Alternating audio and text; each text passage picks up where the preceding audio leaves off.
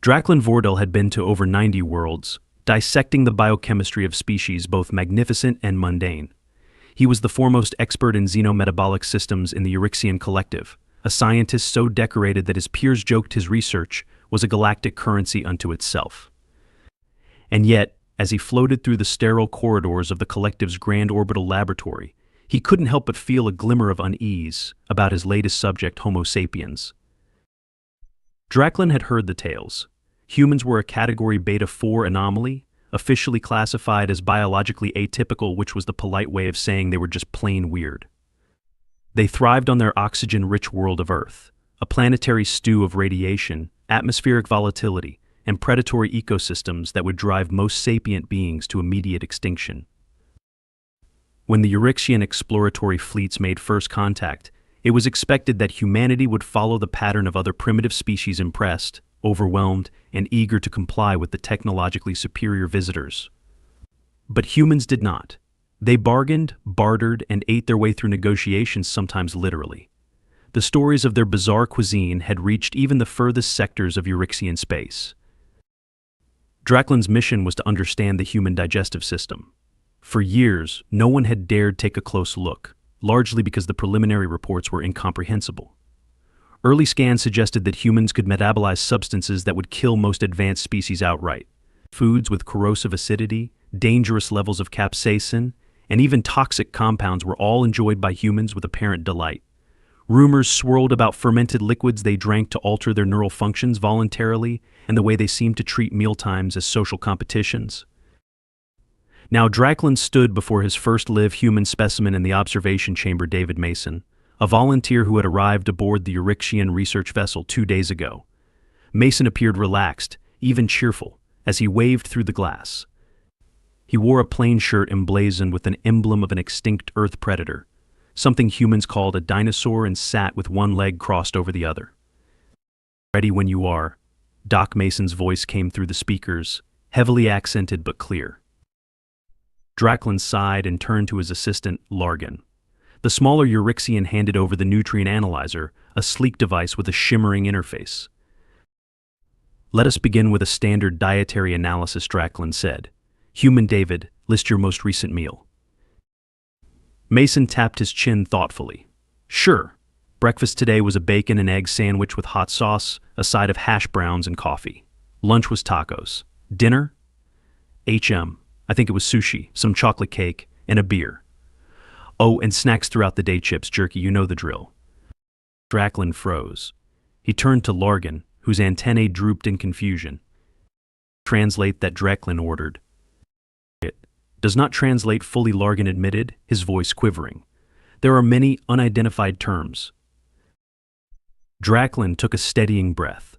"Human David, define the substances in your listed meals." Mason grinned.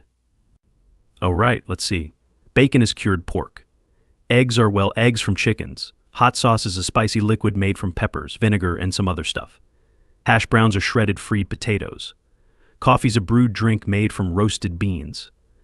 Tacos, oh, they're great corn or flour tortillas filled with meats, veggies, and maybe some cheese. Sushi's raw fish and rice. Chocolate cake is self-explanatory, right? And beer? Fermented barley or wheat, usually." Draklan's tentacle trembled. Largan input the data. Moments later, the nutrient analyzer emitted a low, worried hum. Its holographic display flashed crimson, scrolling warnings about hazardous substances, warning high lipid concentrations, toxicity from capsaicinoids, potential contamination by microorganisms in fermented material, hazardous raw proteins, risk of systemic failure due to chemical irritants and stimulants. Draklan leaned closer to the glass separating him from Mason. "Human David, does it not concern you that your meals contain toxins and irritants?" Mason looked genuinely puzzled. "Not really. I mean, yeah, some of it's not great for you in huge amounts, but that's why we don't eat only hot sauce or chocolate cake," he laughed. "Moderation, right?" Draklan's disbelief was palpable. "And these toxins, they provide no benefit." "Benefit?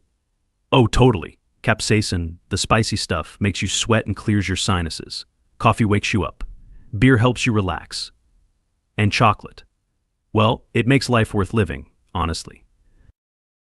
Largan emitted a faint clicking noise that Draklan recognized as the Euryxian equivalent of panic. He derives physiological and psychological benefits from toxic compounds. Apparently, Draklan muttered.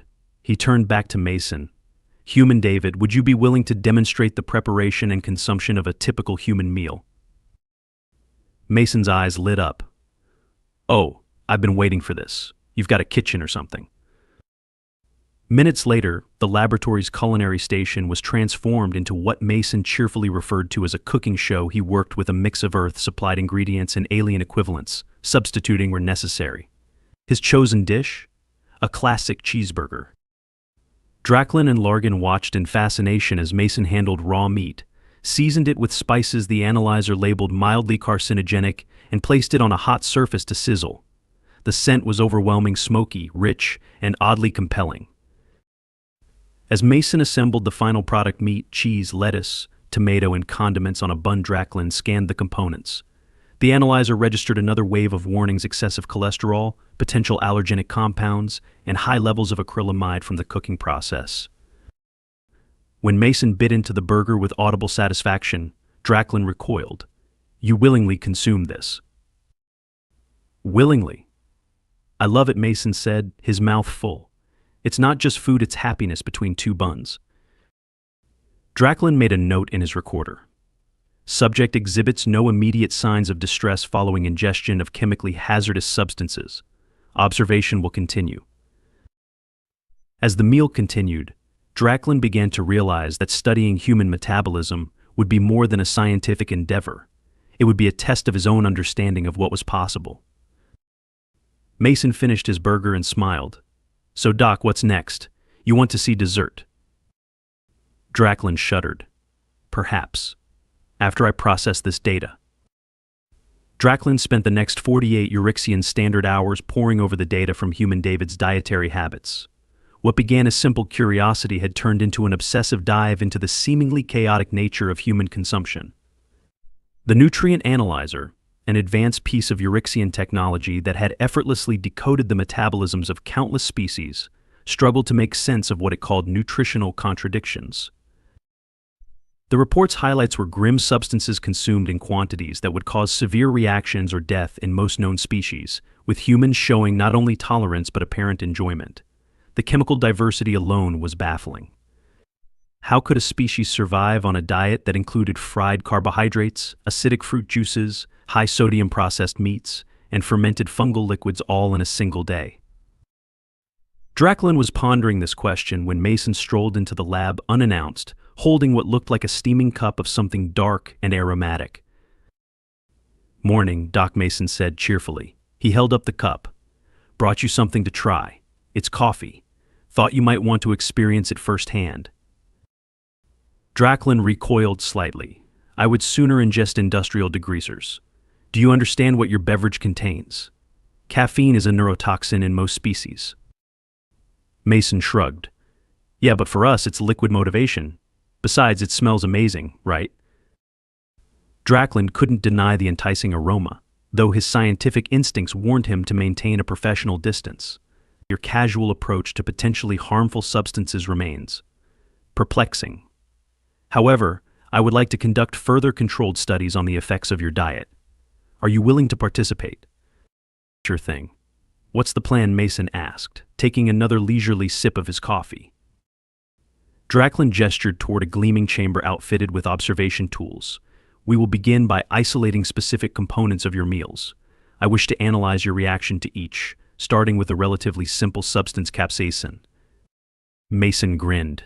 Spicy stuff? Bring it on. The chamber was prepared with an array of earth peppers, ranging from the mild bell pepper to the fearsome Carolina Reaper. Mason eyed the lineup with enthusiasm, while Draklan monitored from behind the safety of a sealed observation window.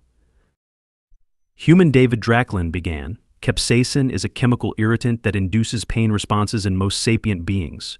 Your tolerance for it will be tested, starting with the least potent specimen. Mason reached for a bell pepper, took a bite, and gave a thumbs up. Tastes like a snack. Next. Draklan increased the capsaicin levels gradually, moving to jalapenos, then habaneros. By the time Mason reached the ghost pepper, beads of sweat were forming on his forehead, but he was smiling. "All right, that one's got a kick," Mason admitted, wiping his brow.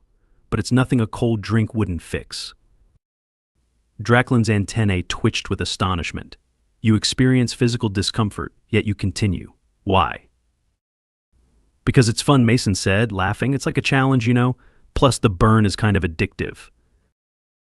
The final test was the Carolina Reaper, a pepper so potent that its capsaicin levels approached the theoretical maximum for earth plant life.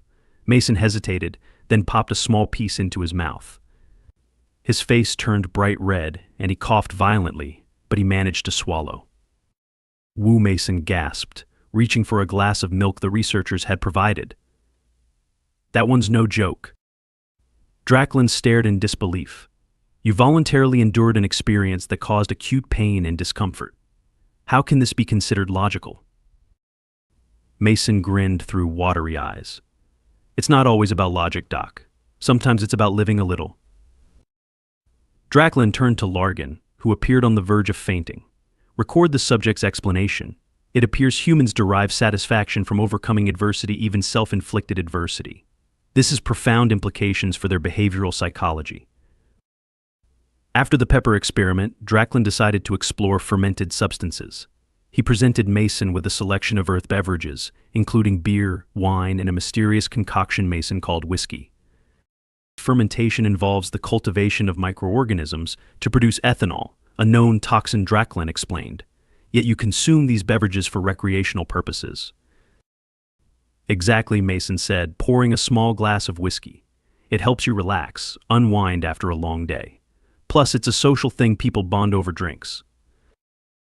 Mason took a sip and let out a contented sigh. "Ah, that's the good stuff."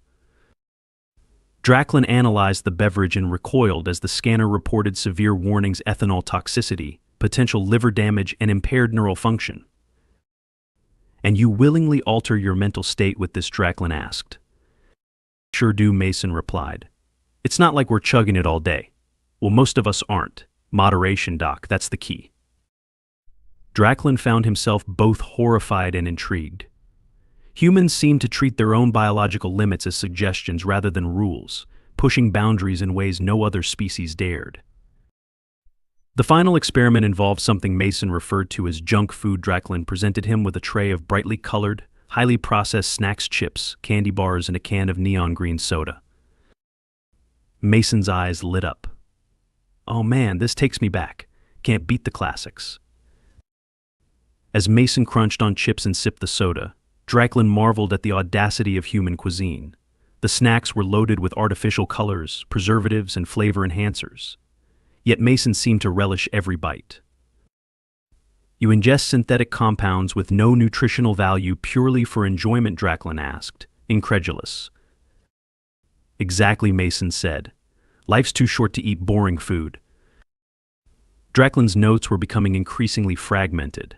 He struggled to reconcile humanity's reckless approach to consumption with their apparent resilience.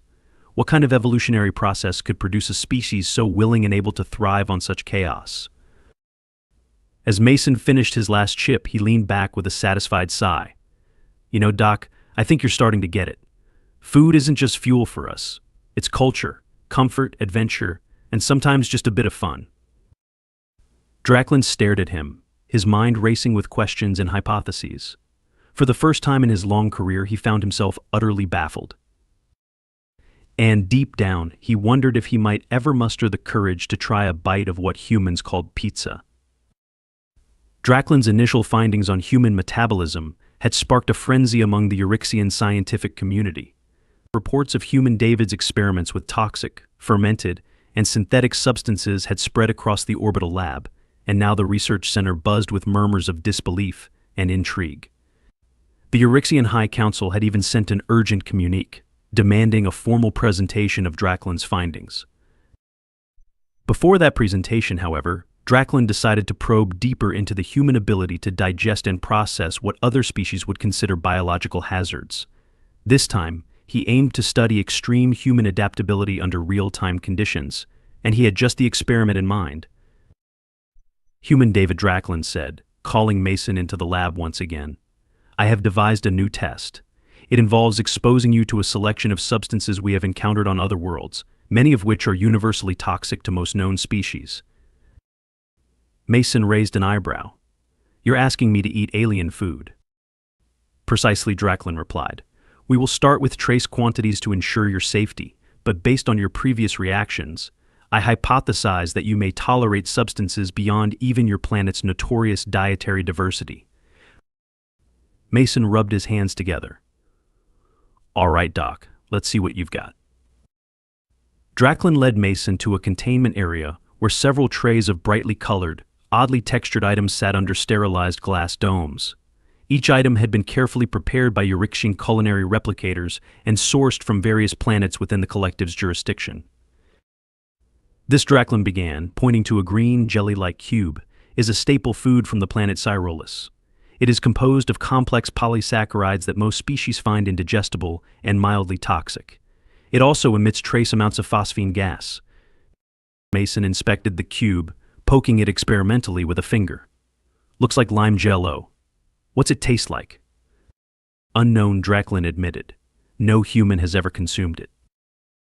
With little hesitation, Mason popped the cube into his mouth. He chewed thoughtfully, then shrugged. Not bad. Kind of bland, though. Needs salt. Draklan and Largan exchanged astonished glances as the nutrient analyzer scanned Mason's vitals. No adverse effects were detected. Incredible, Draklan muttered. Largan, note this human David shows no immediate reaction to Xyrolian polysaccharides. Proceeding to the next sample. The next item resembled a spiky purple fruit, oozing a viscous yellow liquid. This is the draft fruit from Surlon Prime, Draklan explained. It contains high concentrations of alkaloids and a compound similar to capsaicin, but exponentially more potent. It causes paralysis in most species. Mason whistled. Sounds intense. He cut a small piece of the fruit and tasted it, his face lighting up with surprise. Whoa, that's spicy. But it's good. Like, really good. Is it supposed to make your tongue tingle? Draklan's tentacle quivered as he examined the readouts. Mason's metabolism was breaking down the compounds with remarkable efficiency, converting the alkaloids into harmless byproducts. I must record this immediately, Draklan said, his voice tinged with both awe and alarm. Largan, catalog human David's metabolic breakdown of surlonic alkaloids. This is unprecedented. Mason leaned back, savoring the aftertaste. I'd totally eat that again. You guys should bottle this stuff. Draklan's next offering was less exotic but far more dangerous. He presented Mason with a flask of luminescent blue liquid. This is Jervan nectar, a delicacy among the Atarian species. It contains enzymes that cause rapid cellular decay in most life forms. Mason examined the flask. Looks radioactive. Are you sure I won't glow after this? We will administer a minimal dose, Draklan assured him. If any adverse effects occur, we will intervene immediately. Mason took a cautious sip. His face twisted momentarily, and he let out a surprised cough. Tastes like liquid battery acid, he paused, smacking his lips. Weirdly tangy, though. I kinda like it. Draklan stared at the monitors, his disbelief mounting. This is beyond all comprehension. Human metabolic pathways not only neutralize the enzymatic decay, but appear to convert it into energy? Largan, are you seeing this? Confirmed, Largan said, his voice trembling. The subject's energy levels have increased by 12.7%. It appears the nectar is acting as a stimulant. Mason grinned. So it's like a sports drink? Man, you guys are sitting on a goldmine here. As the experiments continued, Mason sampled alien delicacies that ranged from mildly toxic to catastrophically lethal. He chewed on fibrous roots from a desert world, sipped a frothy concoction distilled from bioluminescent algae, and even consumed a wafer of crystalline protein that would shatter the digestive tracts of most species. Through it all, Mason displayed nothing but mild curiosity and an occasional joke. By the end of the session, Draklan was left with a mountain of data and an overwhelming sense of disbelief. Human David, Draklan said, finally, your ability to consume and process such a wide array of substances is not just unusual, it is utterly unique in the galaxy. How do you explain this? Mason shrugged. I guess it's just evolution. Humans had to survive all kinds of crazy stuff back on Earth. Poisonous plants, rotten meat, you name it. We learned to handle it or die trying. Draklan nodded slowly, his mind racing. Your species' resilience defies every known model of biological development. If harnessed correctly, this adaptability could revolutionize galactic nutrition and medicine. Mason smirked. Or we could just open an intergalactic restaurant. Earth eats so dangerous, it's delicious. Draklan ignored the jest, his focus already shifting to the implications of his findings. Humans, it seemed, were not just consumers, they were conquerors of chaos, thriving on what should destroy them. And yet, deep down, Draklan felt a peculiar stirring of envy. For all his intellect and scientific rigor, he doubted he would ever have the courage to eat a pepper called ghost or drink a liquid that burned like acid. Mason, finishing off the last of the drath fruit, gave him a thumbs up. What's next, Doc? Got any snacks from the fiery pits of a death planet? I'm game. Draklan sighed, realizing that his work with human David was far from over. Draklan had spent weeks analyzing the data collected from human David's experiments. The findings were now the centerpiece of a high-profile presentation to the Euryxian High Council. Delegates from dozens of worlds gathered in the grand amphitheater, their iridescent forms shimmering under the ambient lighting. Mason, as the subject of the study, stood off to the side, dressed in what he called his formal Earth gear, which appeared to be a suit and tie-in ensemble that baffled most Euryxians, who found clothing to be a cumbersome relic of less evolved species. Draklan stepped forward, his tendrils clasped behind him. A large holographic screen displayed images of the substances Mason had consumed: Irolean cubes, drath fruit, Jervan nectar, and more. The crowd murmured as the chemical compositions and toxicity levels of each item appeared. Esteemed council members, Draklan began, his voice steady despite his inner turmoil. What you see before you is a collection of substances deemed hazardous, even lethal, to nearly every sapient species within the collective. Yet, one being a human has not only consumed these substances but exhibited minimal adverse effects and, in some cases, demonstrated enhanced metabolic efficiency. A wave of shocked murmurs rippled through the assembly. Draklan gestured toward Mason, who waved casually, as though greeting an old friend.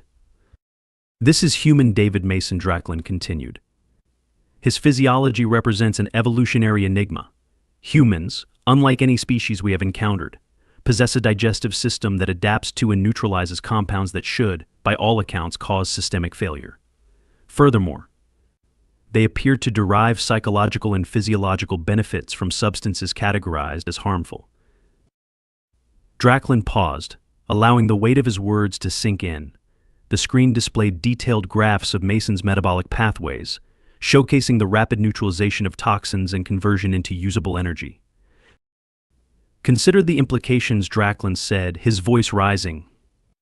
If we could understand and replicate this resilience, it could lead to breakthroughs in medicine, agriculture, and even survival on hostile worlds. Humanity's peculiar biology may hold the key to overcoming galactic food scarcity and environmental challenges. The murmurs grew louder. One council member, a towering amphibious being named Varnak, rose from her seat. Draklan, are you suggesting that the collective embrace the dietary habits of a species that voluntarily ingests poison for enjoyment? Draklan hesitated. Not embrace per se, but study. Humanity's willingness to test its own limits is precisely what has made them so resilient. Their behavior is not reckless, it is adaptive. Mason, sensing the tension, stepped forward. If I may, council folks. He began, his casual tone earning confused glances. I think what Doc's trying to say is that humans aren't just eating random stuff for kicks. Well, most of the time. We're survivors. Earth wasn't exactly a walk in the park. We learned to make the most out of what we had. Even if it looked weird or smelled bad, it's part of who we are. The room fell silent. Mason's words, though informal, carried a sincerity that seemed to resonate. Draklan seized the moment. Humanity's ability to adapt is not limited to their diet, Draklan said. It extends to their problem-solving, their resilience, and their creativity. By studying their biology, we gain insight not only into their survival but into possibilities we never imagined for ourselves. Another delegate, a crystalline being named Toval, leaned forward. You speak of potential, Draklan, but what of risk? If their biology is so divergent, could it not introduce instability into the broader ecosystem of the collective? Draklan nodded. A valid concern, but one that can be mitigated through controlled research. Human David's cooperation has already yielded invaluable data. With further study, we can unlock the secrets of their adaptability without jeopardizing our own systems. The council deliberated for what felt like an eternity. Draklan stood silently, his tendrils twitching nervously, while Mason leaned against a wall, munching on a protein bar he had smuggled into the meeting. Finally, the council leader, a venerable being named Orvanas, rose. His translucent form shimmered as he spoke. Draklan Vordel, your research is compelling. The Council approves continued study of humanity's metabolism and biological adaptations under strict ethical guidelines. We will fund an exploratory initiative to assess how these findings may benefit the collective. Proceed with caution. Draklan exhaled in relief. Thank you, Council members. I will ensure the research adheres to the highest standards. As the meeting concluded, Mason walked over and clapped Draklan on the back, startling him. Congrats, Doc. Guess we're making history, huh? Indeed, Draklan said, his voice tinged with exhaustion. Though I fear the history books may describe it as the day the galaxy learned what humans were truly capable of consuming. Later, back in the lab, Draklan and Mason prepared for the next phase of experiments. Mason, ever the optimist, was already brainstorming new foods to test. You know what you guys need to try, Mason said, grinning. Earth barbecue, ribs, brisket, pulled pork, the works. It's a whole experience. Draklan groaned. I suspect this will involve yet another array of hazardous substances.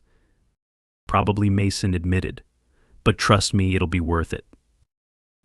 As Mason began listing off recipes and spices, Draklan couldn't help but marvel at the sheer audacity of the human spirit. They didn't just survive adversity, they thrived on it, transformed it, and somehow made it taste good. For the first time in his career, Draklan felt more than scientific curiosity. He felt admiration. And, just maybe, he was starting to feel hungry.